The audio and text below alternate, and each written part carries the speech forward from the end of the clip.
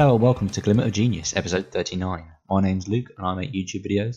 On the line with me is level 2 Judge Grant David, and joining us a little bit later on will be cardboard trader Simon Wright. On the show today we talk about War of the Spark and the new upcoming set for Modern.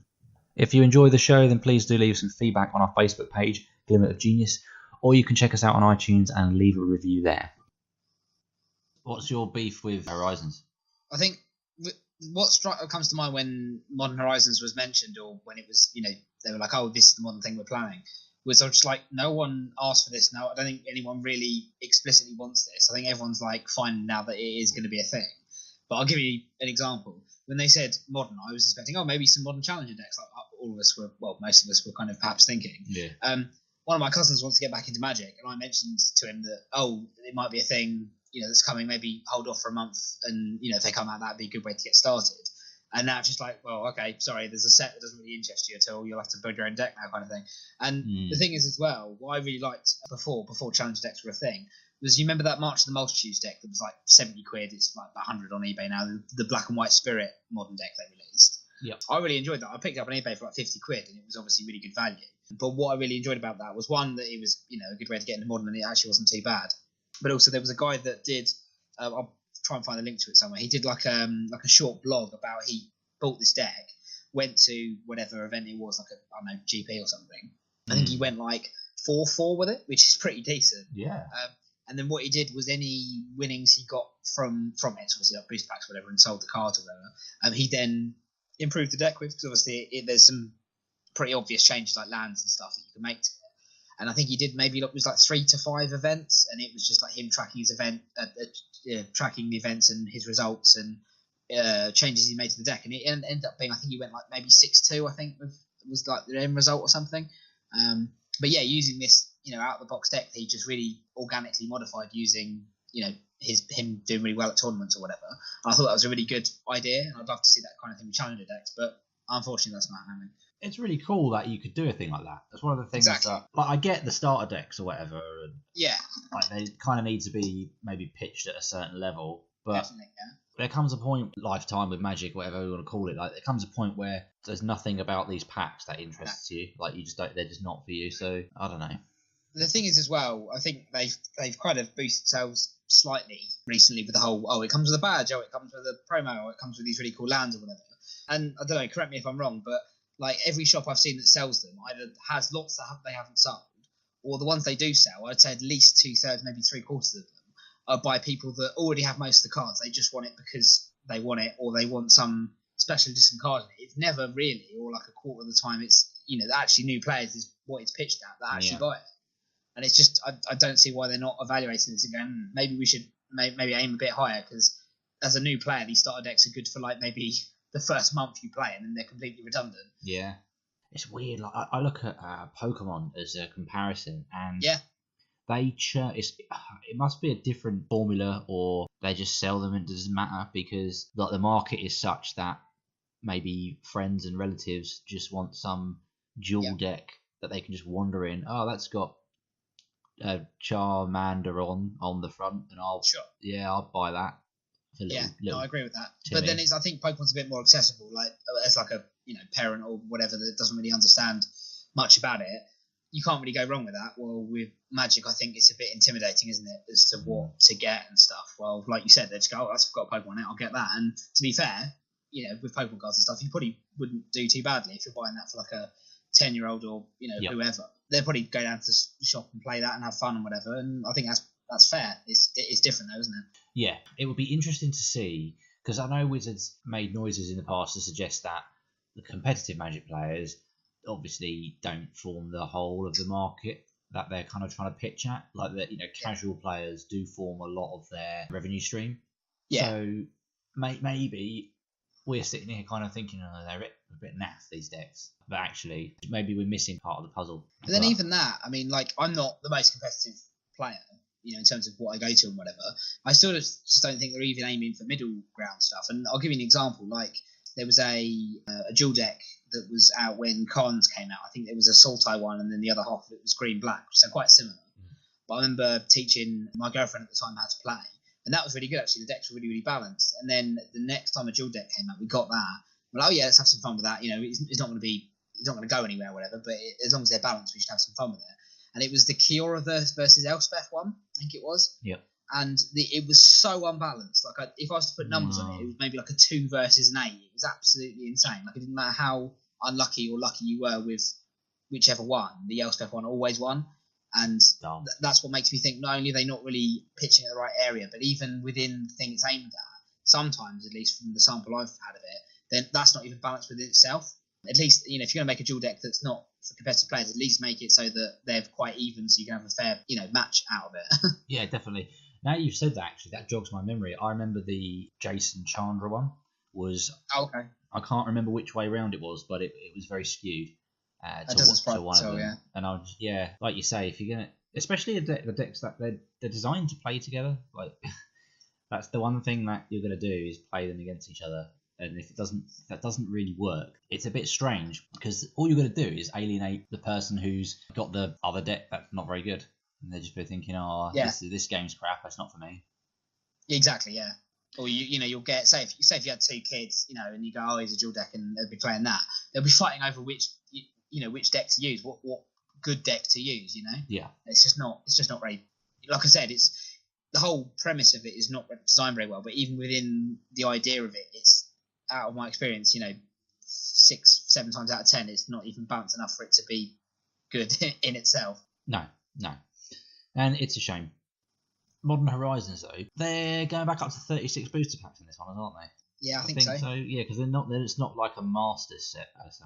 Pretty sure it says it's 36 packs, which is good. Yeah, fair enough. What it should be. I'm not holding out much hope for it. I think. No. You look at things like True Name Nemesis and the waves it makes in like Legacy. I don't. Yeah. No, definitely not. I just feel nervous for Modern. But then at the same time, I've got this, as I said before, I've got such a love-hate relationship with Modern. I love the format, and then I get tired about how degenerate it kind of is, and so I'm not sure if this will breathe good new life into it, or not at all. You're not convinced. Also, the other thing that strikes me as well as to why I think it's just a bit pointless is, okay, so the 2 cards they spoiled, I don't really care too much about the Planeswalker, but Cabal Therapist actually looks quite good, for instance. Cool, you know, they've spoiled some cards that people might want.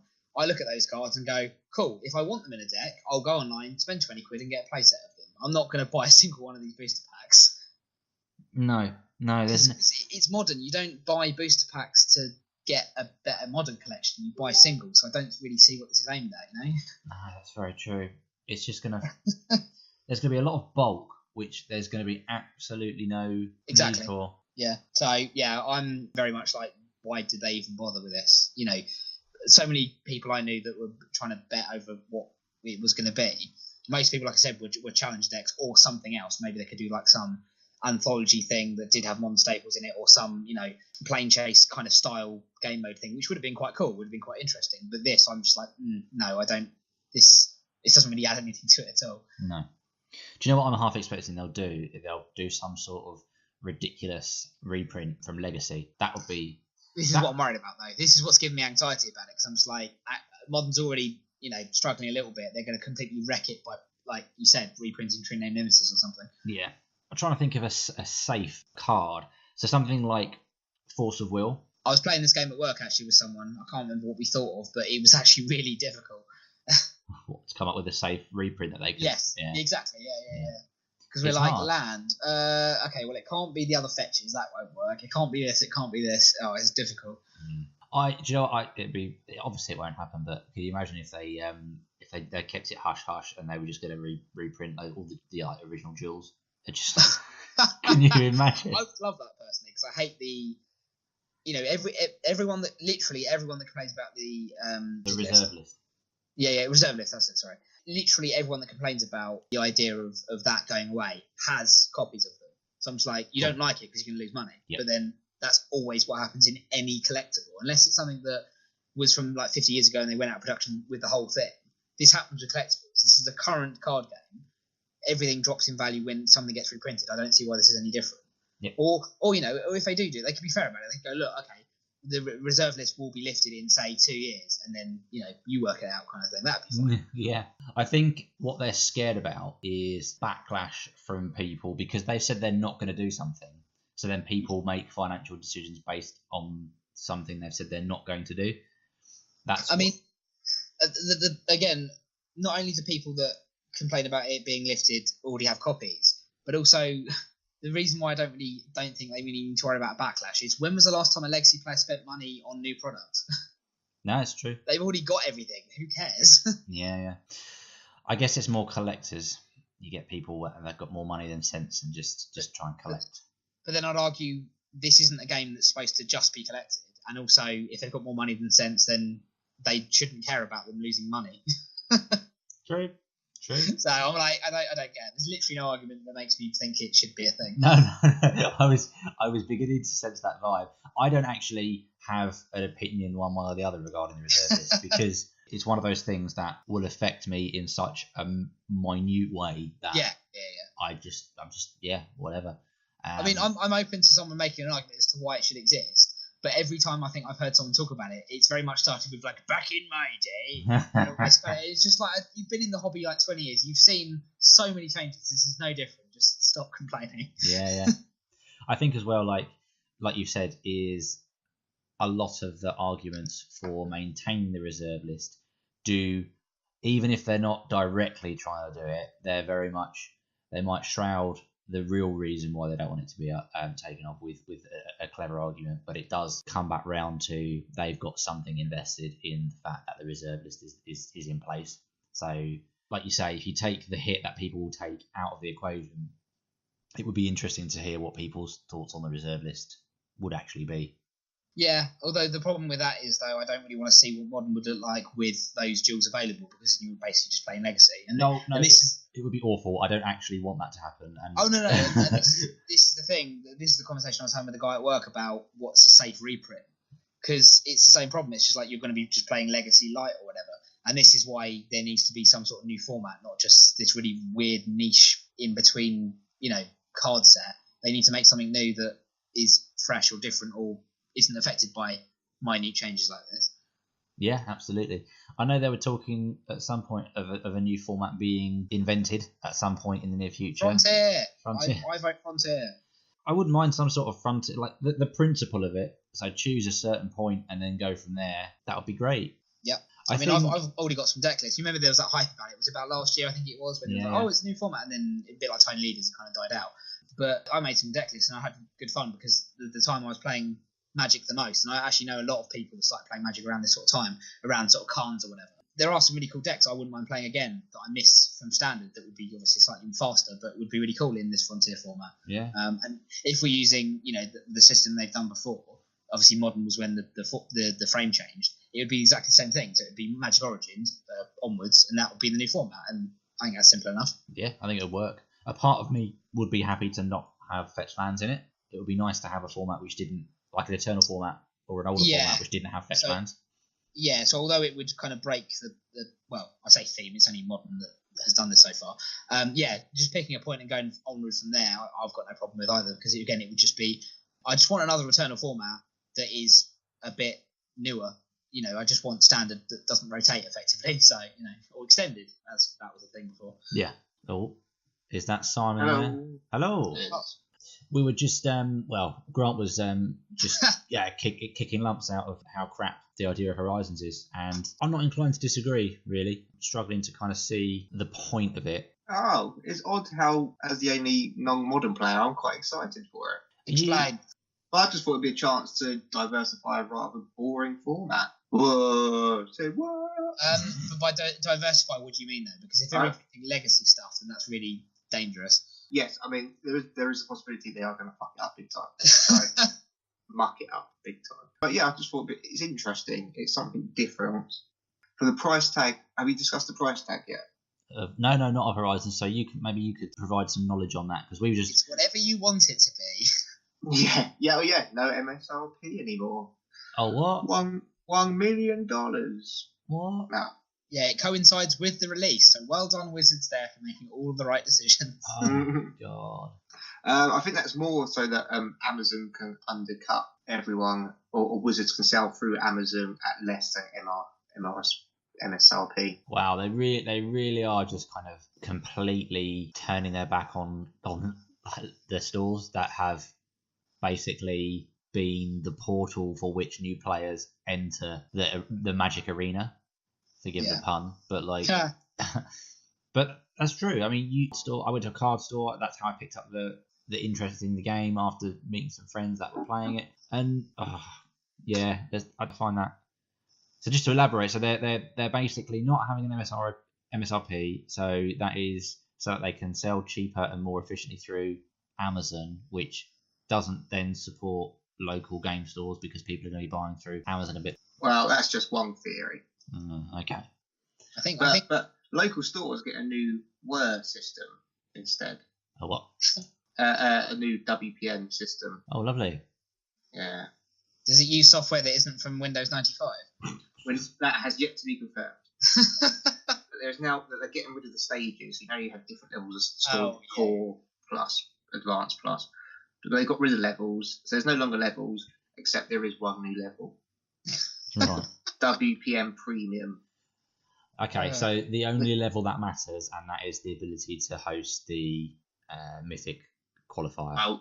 I would have thought so. Only 5% of stores in the world will have this status. Oh, for crying out loud!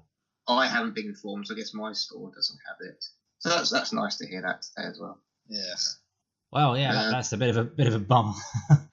But Channel 5 will still be good though.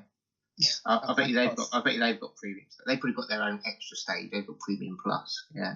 This does remind me a bit of the whole, like, if you're playing a free-to-play game, it's like, it doesn't affect it at all, but if you want to do this thing, then you have to pay loads of money for it, and that's kind of what it reminds me of. Yeah. It's like, oh no, the levels don't matter at all, but you know, if you want to give us lots of money, then we'll give you this special thing that doesn't affect it at all. Wink, wink. Well, we'll see. I haven't read the whole article yet, actually. But, it might be a bit beneficial. Apart from the whole, if they didn't have the premium thing, it wouldn't be an issue for me. But it's more like no levels. However well your store's doing, that's the sort of support and product you get to help with that, regardless of what level you were at the time. But yeah, the premium's a bit of a bugger. So where was I going with that? Modern Horizon prices, wasn't it? Yeah. What do you reckon? Yeah. What do you reckon the cost of a booster is going to land at then? Well, online it's like $6 or $7.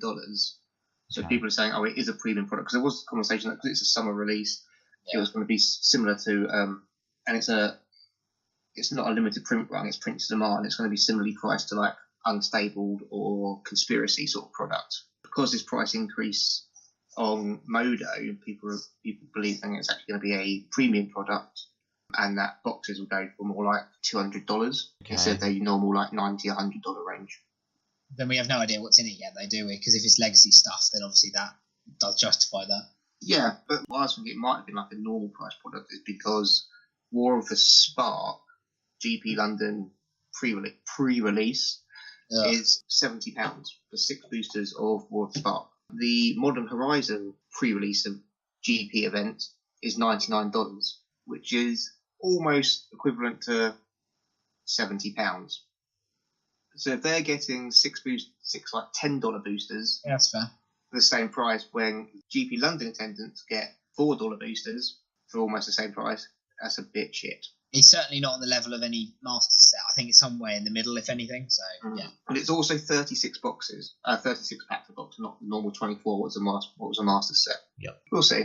No, but I like the idea of printing, not just reprinting cards. They're only reprinting 5 modern cards, and they said they're going to be reprinting older cards as well that currently aren't modern. I think some of that will be cards that are currently banned in modern that they will then reprint and unban them at the same time. Like Golgari Grave Troll? I don't know about Grave Troll. I'm thinking more maybe Stoneforge, maybe Splinter Twin. I was being facetious. I just don't. I think it's just a bit. That is a silly way to go, because I'll remind you to think back to when Eternal Masters came out, and they're like, oh yeah, they're reprinting Sensei's Divining Top, and then shortly afterwards it gets banned. And you just I don't think unbanning a card or putting a card into a new set as like the poster child to help sell the cards, help sell that product, and using that as unbanning it is very smart, because if they let's go with Stoneforge. It won't be the cards that they unban, like the ones I mentioned, Stoneforge, Metric, Splinter Twin. I don't think that will sell the set if they ever print it. I'm looking more towards the new cards that are printed.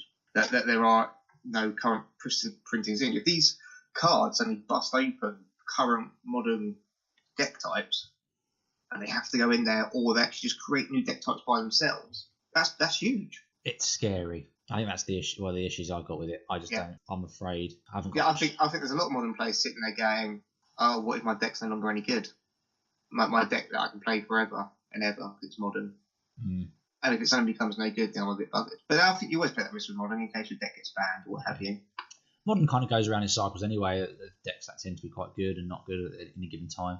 I just think it's a bit silly to unban something and put it in this new product. It might be too bad for the format, and then they have to ban it again. And then it's just a bit daft to then have that they're selling, because people are going to then feel bad. They're like, "Oh, I got a Stoneforge Mystic in my booster pack. That's cool," and it's got banned again. I really don't think they care about that. I'm sure they don't. I just think it's Splinter Twin get reprinted in a Modern Master set and then get banned a month later. They have that habit of doing that. The other thing that bothers me about this, again, we were talking earlier about like intro decks and where you start as a new player and that. So say if you're a new player, you bought an intro deck, you go back into the shop a couple of weeks later, whatever, you pick up some boosters. You see this in the shop, go, "Oh, cool, everyone's excited about this, grab these," and then you put some of the cards in your deck, and so it's like, "Oh no, you can't use those." It's not very apparent to newer players that you can't use this in standard. I think this is just really silly the way it's been done. Look, you could say that about any supplement product. You could say that about conspiracy decks, the conspiracy boxes, or anything like that. It's not down to it'd be down to the store then to be like, "Oh, these aren't standard. What you build your deck for? Oh, you don't want these packs, so you want these packs." With those ones, it's like sideways printed. You've got different colour borders sometimes. I think it's slightly more obvious with those ones. I don't know what these new ones look like yet. Yeah, I mean, they probably will do the sideways printing like they do with most of them. But again, if you see this side by side with another one, unless it doesn't look too different, if that makes sense. Well, Unstable obviously was, or Conspiracy was. So I don't know. Oh, okay. To me, it's just I don't know. Like we said earlier, Luke, it just seems to be like aimed very weirdly. Like it's not really in the middle. It's not a new players. You know, we're two modern players here, just going So I'm not really sure where this is aimed at. Yeah. If I enjoyed Modern more, I might be more enthusiastic about this, because I'd be like, "Oh, that's cool. I like the format." Equally, I might be a bit more scared because I'm like, "Oh, I might ruin the format." But yeah, I think it's more of the latter though, because this is the thing. I think if you're really into Modern, I think this just brings you anxiety, because you're just like, "Well, what if it breaks this?" Whoa! When did you stop liking Modern, Luke? I've always said I've had a love-hate relationship with Modern. Like, I like competitive constructed Magic, and Modern fits that criteria. But there's a lot of nonsense that I can't stomach sometimes, and it triggers me. And there's a lot of nonsense on the way. Lots of new nonsense, probably from Legacy. Yeah. Last time we got a train to London together, it's a few years ago now, but you maybe play Modern all the way up there and all the way back, saying it's the best format. I didn't say it was the best format. Yes, you would. And we had to play all the way up there and all the way back. And then actually having played it for a year or so, it's embittered me. I've obviously changed my mind since then. I don't know. I don't think it's 3 hours I'm never getting back. Nah, I don't think it's necessarily bad. It's just there's a lot about it that I just think's a bit like you're just kind of doing your deck's doing your thing, your opponent's deck's doing their thing. There might be some interaction between the middle, and then there's someone who just gets beaten. Like there's a lot of that sometimes, and that's just a bit unexciting. It's rubbish. And then you only play the one deck all the time, because Modern decks cost so much that you just play. You might have to. You usually have one. But apparently that's the good thing about it. It's non-rotating, so you can keep the same deck. I'd hate to play the same deck week after week after week. Yeah, it's fine. As I say, this Horizon set, as long as they just, I think, you know what the biggest thing is, right? Whether you like or dislike Modern, I just don't trust Wizards to not do something incredibly stupid, and I think that's where I'm at. So I'm not gonna. I tell you what, I don't like getting excited about something like this and then being let down at a later stage. So I'm just kind of. I think in French enfranchised modern players have a lot to be worried about. Yeah. I can understand that. For me, it's just like, oh, this is all new and exciting. I might see something I might like to play. Yeah. But yeah, I can totally appreciate why current modern players would be a bit skittish about the whole thing. Which, if you're designing a set, is that what you want to do? You go, that set that people really enjoy? Let's make them terrified and probably ruin it. all they're thinking about a way to make loads of get loads of reprints out there and some new cards that they could sell at a premium price by the looks of it, and not call it a master set. They want to make money. How dare they? Yeah, I know. Okay, no, that's cool. Let's talk about War of the Spark. So, oh yeah, gimmicks aplenty. So, unless you've been living under a rock, there's going to be a Planeswalker in every booster pack. Yay! There's War of the Spark, Planeswalker Sparks fighting with their Spark and stuff. Yeah, pretty sweet. So they've spoiled all the Planeswalkers. There's 36. Yes, and I think. Am I right in thinking that's all of them? They haven't left anyone out, have they? Garruk is not in there. Wait, what? But I think it's every other Planeswalker apart from Garruk. What about the dead ones? What dead ones? Elspeth, Xenagos, etc. Oh, I don't think Xenagos was in there. Okay, Xenagos isn't. And Elspeth's definitely dead. I can't see Elspeth. I didn't realise she was dead. It's kind of what Ajani's like fighting for at the moment, and I like his whole story arc. If you read the stories, is about him like making up for what he views as his failure. So if his set is like, oh, I've turned up to save Ravnica. Wait, you're not dead. That kind of undoes all of the story. Fair enough. My theory is the 36 Planeswalkers are mainly going to be shit ones, especially the uncommon ones, and they're going to be like just only have negative abilities. Just them losing their sparks, they eventually just die. And but the storyline is all the Planeswalkers get killed off apart from Bolos and Garruk, who's not in there because of course he's off killing other Planeswalkers anyway. And the Planeswalkers that we already know are dead. Are you guessing at the storyline at this point, or is that actually going to happen? Yes, I know the story. I thought maybe there's someone had like spoiled it somewhere. No, this is my theory. So all of them will die apart from Garruk. That'll just leave Garruk and Bolos. But they'll just bring in new Planeswalkers until we return to Lorwyn and they bring back the original 5. That would be cool. I want to return to Lorwyn. You know the story of the Immortal Sun on the plane. You can't planeswalk off the plane because the Immortal Sun stops you from doing that. One theory was that the reason why all the planeswalkers are there because lots of planeswalkers like Khan and Ajani were like, no, we're not going to Ravnica because the plan's not complete or whatever. One of the theories was that Bolas will make some kind of device that makes everyone planeswalk to that plane, which is quite cool. And there'll be a big fight. Which is why they're all there, because there's no need for, like 20 people to be there. So that is one theory, I guess. That would actually make sense, because as you say, otherwise it's kind of like, oh, what are you all doing here? Also, if that does happen, it does summon Ugin back, and Ugin does actually give Bolas a run for his money, so that's going to be quite interesting. Ugin's in it. Ugin's one of the 36. Yeah, so that's going to be interesting, because he's kind of like an equal, so... So that was just my theory, but I don't know any of the lore whatsoever. Do you know what I'd like to see? I'd like to see Tybalt actually be playable. Yeah, all of them are uncommons apart from Tybalt, who's a mythic. And just hands down the best one.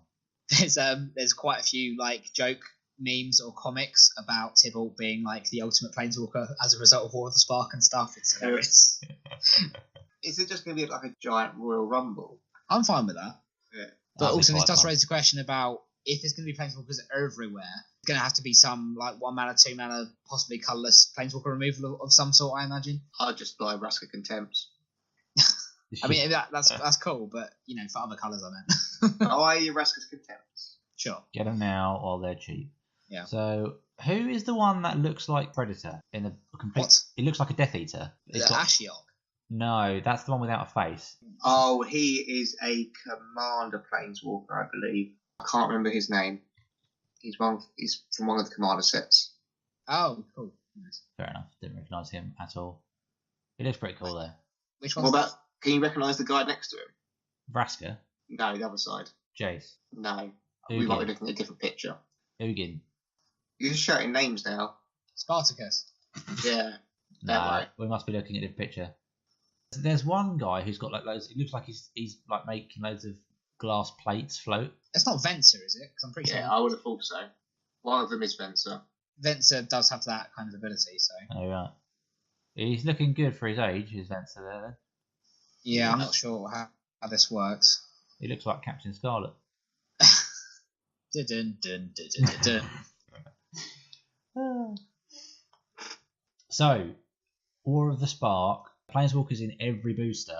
What the fuck is going to happen with this GP? Absolute chaos, which is why I'm not working it. Oh yeah, I forgot about that. It's going to be mental, isn't it? So what, every deck's going to have 6 Planeswalkers in. Oh my god. Hope the mana fixing's good.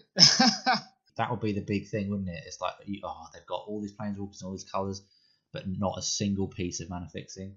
That'd be great. That would be... Well, they've done all the fixing in the first 2 sets. I think it's going to be a shit show. I really do. With all these Planeswalkers. It might be really fun. Maybe it would just be, you just play Haymaker Magic. Every turn you just like play a Planeswalker, do something cool, play a Planeswalker, do something cool. And maybe it'll be fun. Or it'll just be completely ridiculous. Yeah. There was talk about Planeswalkers being not as we know them. How we usually have them currently. Like, once you play them, you can use their ability once per turn, plus or minus their loyalty. Oh. I read I can't remember where it was now, a comment about how when Planeswalkers were originally designed, they were supposed to operate more like sagas. Yeah, nice. So they'd play and they'd have effect for a couple of turns and then just disappear. That's cool. Cool Yeah, idea. I like it. So it might be more like in line with those. That sort of fits the flavour-wise of them losing their spark as well. Yeah. Because there's nothing really. Obviously, the current rules state this, but then when there's new releases, they change them all the time.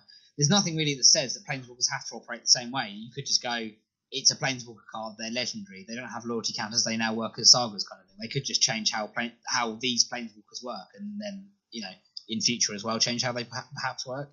Yeah. They can literally write the rules as they want. Well, they're already saying that you can pay whatever you want for the money wise, so they might as well change some rules as well. Yeah. That's what I'll do at the pre-release and go try and play a 5 mana Planeswalker with 3 mana and go, I can pay what I want. No MSRP. Yeah. Recommended CMC. What do you think of the new Mulligan rule? I quite like it, but I think it could be abused heavily. But then I think it's one of those things where I think it, just from a card statistics, how to play a card game kind of point of view, I quite like it. And I think when people, when decks settle after it perhaps changing, I think it would be okay. But to start with, it will really shift up a lot of decks and will really benefit combo decks. I'm not really sure what the effects of it will be if it does indeed get implemented. Yep. I think though Agreed. with modern, obviously the most abusable, I suppose, legacy. Maybe. Some things you can do there, like show and tell. Yeah, either way. It'll make limited and standard a lot more enjoyable. Limited, 100%. I do think it makes it more interesting as well, because then you're looking at what do I keep, what do I get rid of. It's I think it will make the game actually more interesting.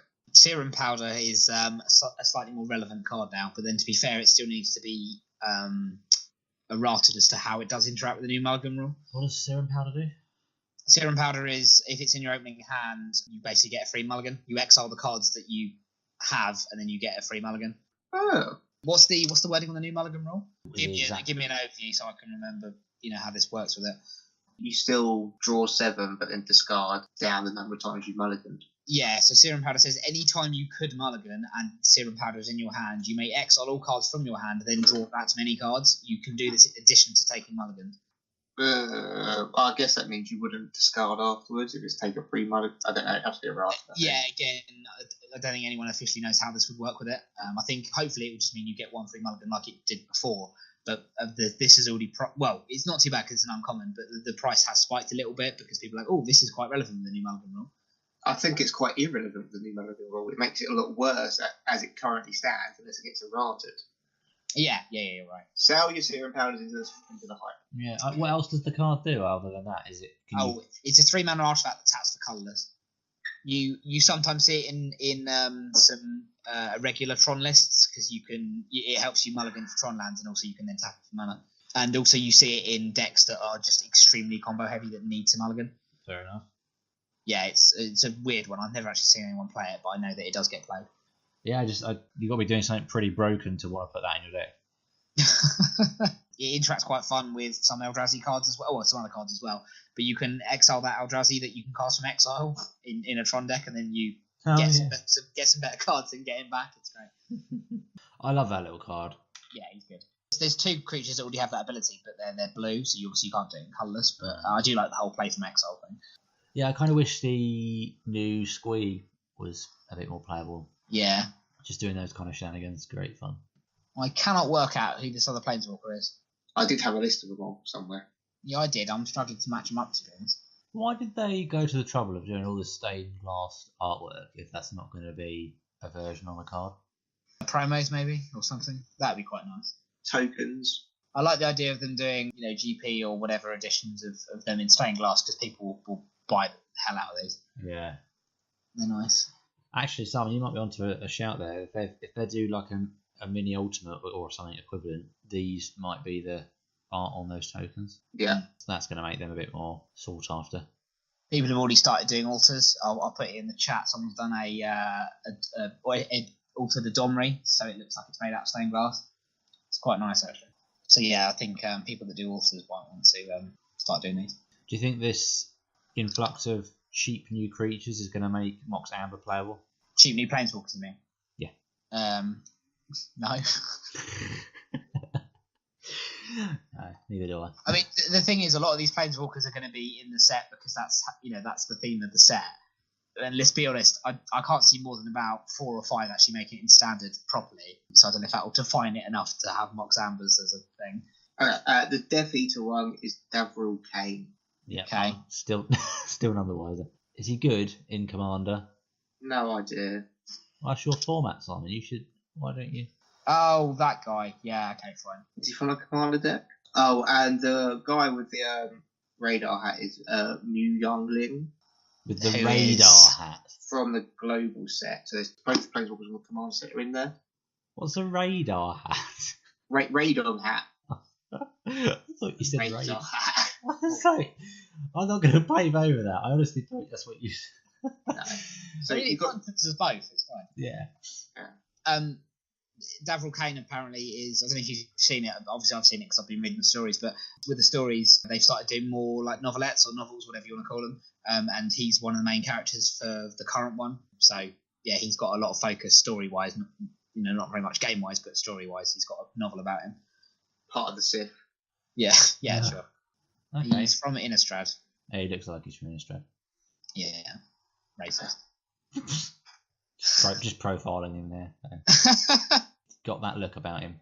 But he's got a very shadowy. shadowy, yeah. So that is all for now from us. Thank you very much for listening and stay tuned for more.